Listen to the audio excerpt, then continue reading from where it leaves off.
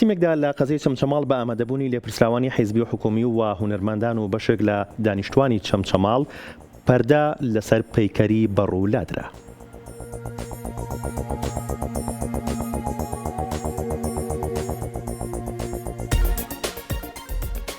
لە مەراسیمێکدا لە قەزەی چەمچەماڵ بە ئامادەبوونی لێپرسراوانی حکومی و حیزبی و هونەرمەندانی چەمچەماڵ پەردە لەسەر پەیکەری بەڕوو لادرا کە وەک پرۆژەیەکی هونەری لەلایەن کۆمەڵەی هونەرە جوانەکانی چەمچەماڵ لەسەر ئەرکی پەرلەمانتار دیلان غەفور پەرلەمانتاری عێراق جێبەجێکراوە.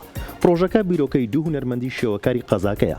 پەیکەرەکە لە بەرامبەر بانکی چەرموو دانراوە و سیمایەکی جوانی بە چەمچەماڵ بەخشیوە.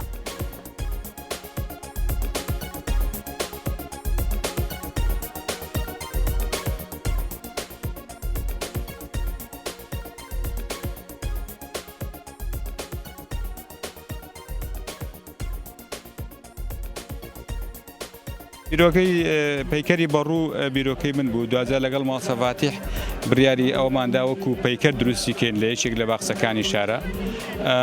ئەم بەرهەمە بەرهەمێکی کەی ناوازەی کۆمەڵی هونەرە جوانەکانە.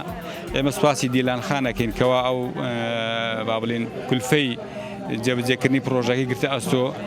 سوپاسی کاکیواکەین بە پرسی مەڵبەندی چەمچەماڵ کە سەرپەرشتی پرۆژەکەی کرد. پرۆژەی بەڕوو نزیکەی 2 مانگی خایان بە هەیکەلی با بڵێن بە شێوەی ڕاستەوخۆ ئیشمانتیای کرد. ماوەی 2 مانگ لەگەڵ ماندوو بووین. دڵخۆش ئێستاکەوا ئیشەکەمان لەم باخچەیە دانرا و هیوادارین بینەر و خەڵکی چەمچەماڵ بەدڵی بێ.